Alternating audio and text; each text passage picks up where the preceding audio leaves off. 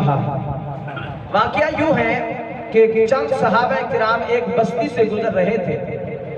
انہوں نے بستی والوں کو کہا کہ آپ ہماری میزبانی کریں، ہم آپ کے مہمان بنتے ہیں، ہم دور سے آئے ہیں، رات ہو گئی ہے، رہنا چاہتے ہیں۔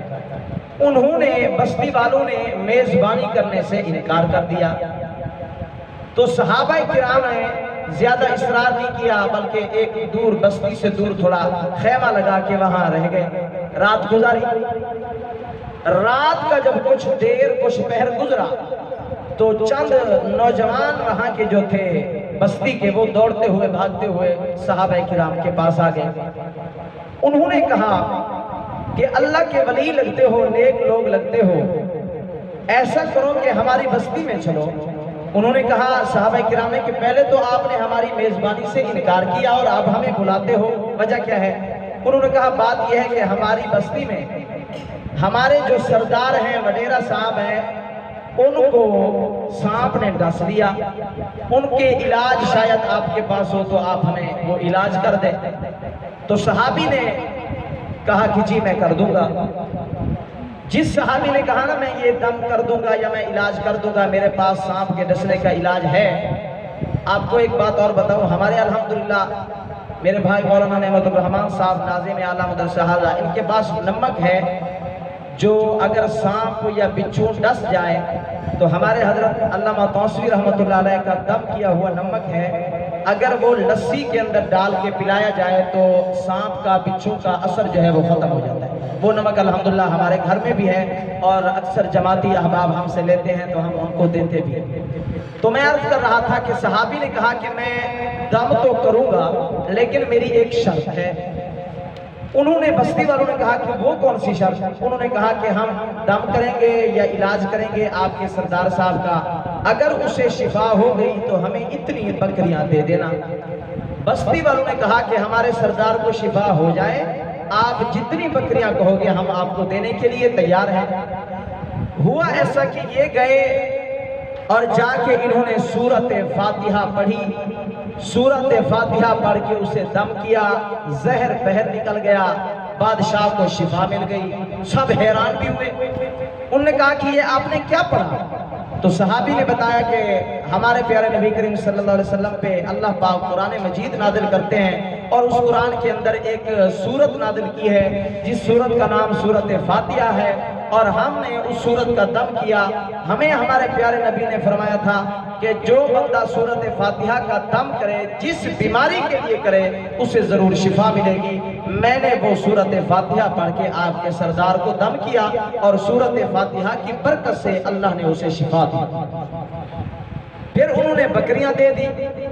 جب وہ بکریاں لے کے روانہ ہوئے تو آپس میں صحابہ کرام کے دو گروپ بن گئے۔ ایک نے کہا کہ بکریاں لینا صحیح ہے کیونکہ آپ نے اسے دم کیا اور انہوں نے آپ کی میزبانی بھی نہیں کی، تو سزا کے طور پہ یا جرمانے کے طور پہ لینا ٹھیک ہے۔ دوسرا جو گروپ تھا اس نے کہا کہ یہ غلط ہے، آپ نے قرآن پاک کی اجرت لی ہے، جبکہ اللہ کا قرآن کہتا ہے کہ قرآن کی اجرت لینا جائز نہیں ہے، آپ نے قرآن کی اجرت لی۔ تو ہوتا ایسا تھا کہ صحابہ میں کوئی بھی اختلاف ہو جائے تو وہ آپس میں لڑتے جھگڑتے نہیں تھے، بلکہ وہ کس کے پاس جاتے تھے؟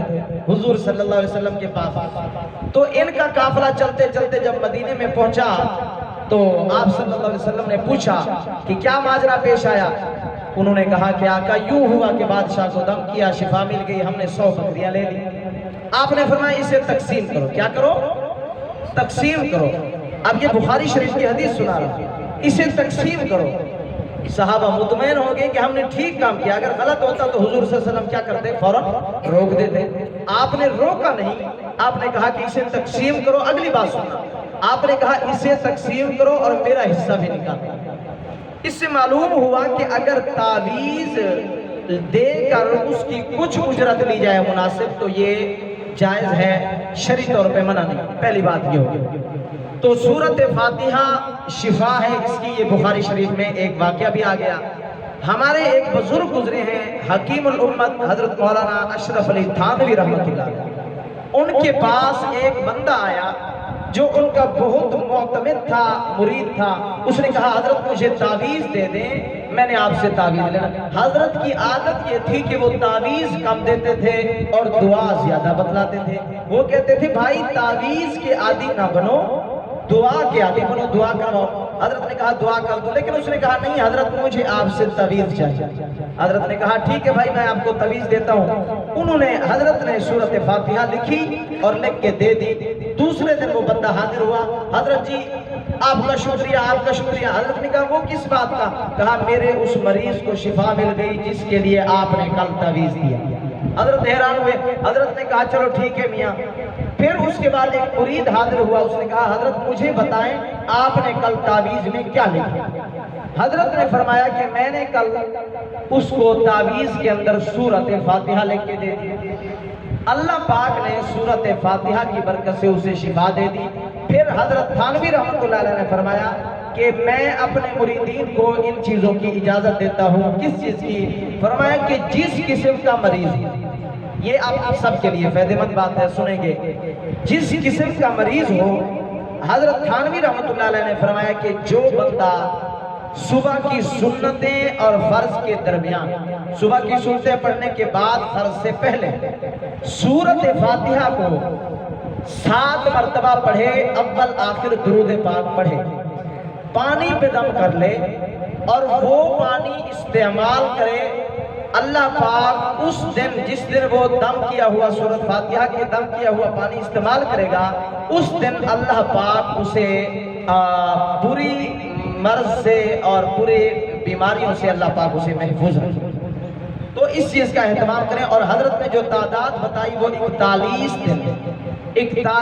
دن لگاتار روزانہ سورۃ فاتحہ 7 مرتبہ پڑھ کے اول آخر درود پاک پڑھ کے پانی دم کر کے مریض کو پلایا جائے تو اللہ پاک سورۃ فاتحہ کی برکت سے شفا عطا فرماتے ہیں۔ تو سورۃ فاتحہ کے بہت سارے فضائل ہیں اور اس سورت کے بہت سارے نام بھی ہیں۔ ایک اس کا نام ہے فاتحۃ الکتاب، کیونکہ فاتحہ کہتے ہیں کھولنے کو، آغاز کو، تو ہمارے قرآن مجید کا آغاز سورۃ فاتحہ سے ہے، اس لیے اسے فاتحۃ الکتاب بھی کہتے ہیں۔ ایک نام اس کا ام الکتاب بھی ہے، یعنی ام کا مطلب ہوتا ہے بنیاد، جڑ۔ یہ قرآن مجید جو 30 پارے ہیں، ان سورتوں کی، ان پاروں کا جو بنیاد ہے، جو لب لباب ہے، جو خلاصہ ہے، وہ سورۃ فاتحہ میں ہے۔ اور ایک اس کا نام ہے سورۃ مسئلہ، یعنی اس کے اندر اللہ پاک نے خود ایک طریقہ اور اصول اور ضابطہ بتایا کہ میرا بندہ مجھ سے کس طرح سوال کرے، کس طرح طلب کرے۔ اس کا طریقہ یہ ہے کہ پہلے اللہ کی تعریف کرے، پھر حضور پہ درود پڑھے، پھر اپنی دعا۔ اگر اور کچھ بھی نہ آئے تو سورۃ فاتحہ مکمل کر کے پوری پڑھ کے پھر دعا مانگے، اللہ پاک قبول کرتے ہیں۔ آخری بات یہ ہے کہ اس سورت کی فضیلت اور اس کی اہمیت آپ اس بات سے اندازہ لگائیں کہ کوئی بھی نماز ہو، سنت ہو، فرض ہو، واجب ہو، نفل ہو، جو بھی نماز ہو، ہر نماز کی ہر رکعت میں میرے پیارے نبی نے حکم فرمایا کہ سورۃ فاتحہ کو پڑھنا لازم کر لو۔ سورۃ فاتحہ اگر نہیں پڑھو گے تو نماز نہیں ہوگی۔ اس کے ساتھ وضاحت یہ لازمی ہے کہ امام کے پیچھے پڑھنے سے منع کیا، اور اکیلے نماز پڑھنے کے اندر حکم ہے کہ ہر نماز کی ہر رکعت میں سورۃ فاتحہ پڑھو۔ حالانکہ قرآن مجید کے اندر 114 سورتیں، اللہ کسی اور سورت کا حکم دے سکتے تھے کہ فلاں سورت کو ہر رکعت میں پڑھو، لیکن ہر رکعت میں کون سی سورت ہم پڑھتے ہیں؟ سورۃ فاتحہ۔ تو آپ اندازہ لگائیں کہ یہ کتنا بڑی مقبول ترین سورت ہے۔ ایک واقعہ آتا ہے، ایک بزرگ جا رہے تھے تو دیکھا کہ لوگوں کا ہجوم لگا ہوا ہے، اور وہ کچھ گندی جگہ تھی جسے ہمارے معاشرے میں بری جگہ کہا جاتا ہے کہ یہ عورتوں کا اڈا ہے۔ بزرگ جا رہے تھے تو انہوں نے دیکھا کہ لوگ رش میں پڑے ہوئے ہیں، وہ جا کے فوراً انہیں تبلیغ شروع کر دی۔ اور جو حضور کا سچا امتی ہوتا ہے اس کی فکر یہی ہوتی ہے کہ جہاں بھی جاؤں دین کی، قرآن کی بات۔ وہ بزرگ گزرے تو انہوں نے دیکھا ہجوم ہے، وہ خوش ہو گئے کہ میں جا کے یہاں تبلیغ کروں، کیونکہ تبلیغ کرنا کس کا کام ہے؟ حضور صلی اللہ علیہ وسلم کا، صحابہ کرام کا، تابعین، اولیاء کا۔ جب وہاں پہنچے انہوں نے دیکھا کہ لوگ لڑ رہے ہیں کہ پہلے میرا نمبر لگاؤ، وہ کہتا ہے پہلا میرا نمبر لگاؤ، وہ کہتا ہے پہلا میرا نمبر۔ بزرگ حیران ہوئے کہ یہ کس چیز کا نمبر لگوا رہے ہیں۔ قریب ہو کے کسی سے پوچھا کہ بھائی یہ کس چیز کا نمبر لگوا رہے ہیں؟ تو وہ ہنس پڑا، اس نے کہا کہ مولوی صاحب داڑھی دیکھو اور کہاں پہ آ گئے اللہ کے بندے، جاؤ یہ آپ کی جگہ نہیں ہے، آپ تو مولوی صاحب اور ایسی جگہ پہ آ گئے، آپ یہاں سے چلے جاؤ، یہ آپ کی جگہ نہیں ہے۔ حضرت نے کہا بھائی بتاؤ تو صحیح کون سی چیز ہے؟ کہا کہ حضرت جی یہ یہاں پہ ایک بری عورت رہتی ہے جو معاذ اللہ فحاشی اور عریانی کے کام کرتی ہے، اس کے لیے لوگ اپنا نمبر لگوا رہے ہیں۔ تو حضرت نے کہا بھائی میرا نمبر بھی لگاؤ۔ لوگ ہنسے، مذاق اڑانا شروع کر دیا، لیکن وہ تو اللہ کی رضا کی خاطر اپنی بےزتیاں برداشت کرتے تھے، اپنی بدنامی بےزتی کو برداشت کر لیتے تھے۔ انہوں نے کہا میرا نمبر لگاؤ، تو لوگ ہنسے اور نمبر بھی لگا دیا۔ جب حضرت کا نمبر آیا تو حضرت نے کہا کتنے پیسے ہیں؟ انہوں نے کہا اتنے پیسے دے دیے، عورت کے پاس کمرے میں چلے گئے، عورت کو کہا کہ میں نے تیرے پیسے بھر دیے۔ کہا اچھا، اب کہا کہ جیسا میں کہوں ویسا کرے گی؟ عورت نے کہا بالکل، میرا تو کام ہی ہے، جیسا تم کہو گے، پیسے تم نے دے دی، آپ جیسا تم کہتے جاؤ گے میں ویسا کرتی جاؤں گی۔ اس نے کہا کہ ایسا ہے کہ جاؤ ذرا نہا کے۔ اس نے کہا ٹھیک ہے نہا کے آتی ہوں۔ نہا کے آئی، کہا وضو کر لو، وضو کا طریقہ بتایا، وضو کر لیا۔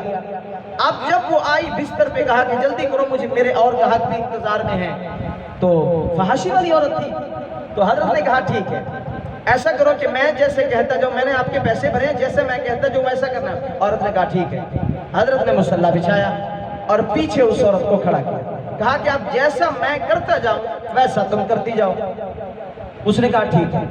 حضرت نے نماز کی نیت شروع کی، نماز پڑھنا شروع کیا اور پہلے پڑھا الحمدللہ رب العالمین، زور سے پڑھا، تعلیم کے لیے جائز ہے۔ تو پیچھے عورت نے بھی کہا الحمدللہ رب العالمین۔ حضرت نے کہا الرحمن الرحیم، پیچھے عورت نے بھی کہا الرحمن الرحیم۔